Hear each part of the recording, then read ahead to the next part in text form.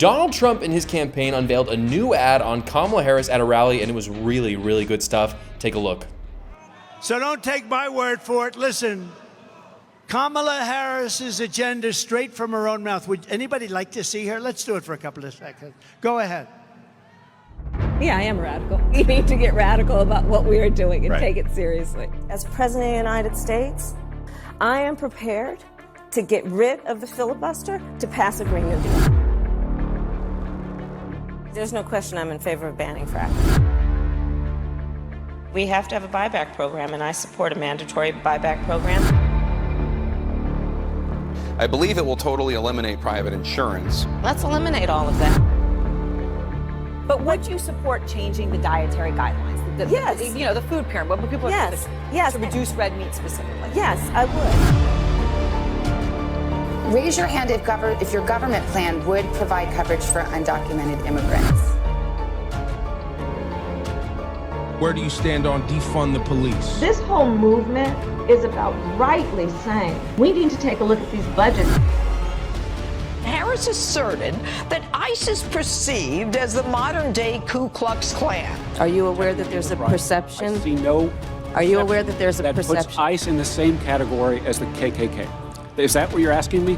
I see no parallel. I'm not finished. I see none. And yeah, I am radical. We need to get radical about what we are doing.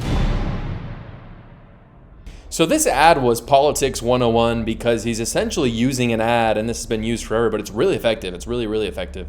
He's using an ad of pretty much exclusively his opponent's voice, which is always a good move. This video tells the perfect story about Kamala Harris because right now, what Donald Trump has an issue with, and what, in my mind, it doesn't jive, but it is the reality, is that he is perceived as a more radical candidate than Kamala Harris, which is just simply not true. If you look at what Donald Trump supports in terms of policy, he has really changed the bar in the GOP. In fact, some people on the right are kind of upset about it.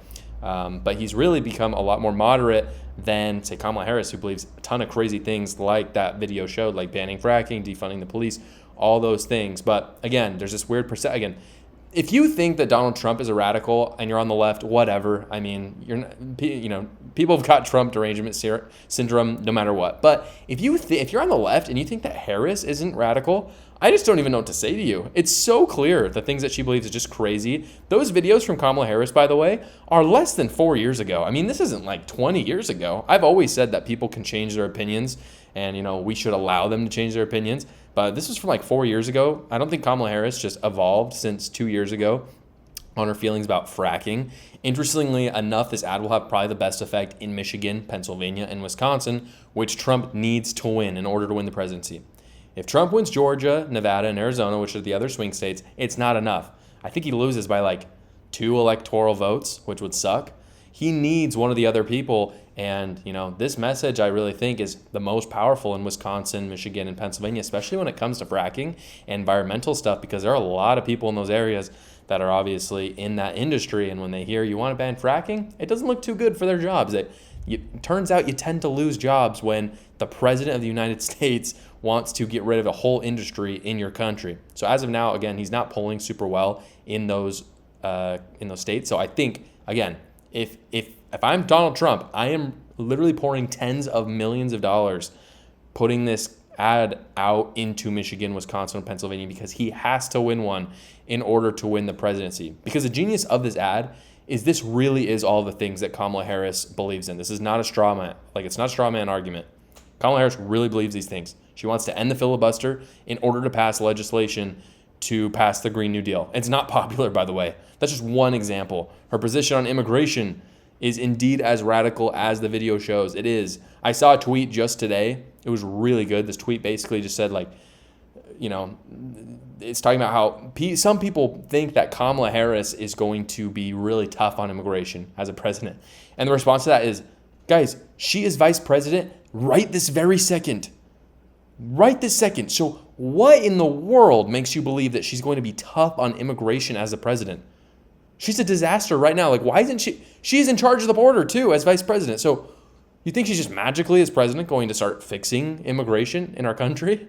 Why hasn't she done it for the last 3 years? It's like right now. I don't know if you heard. This is the exact same issue. Gavin Newsom right now is cleaning up the streets in San Francisco.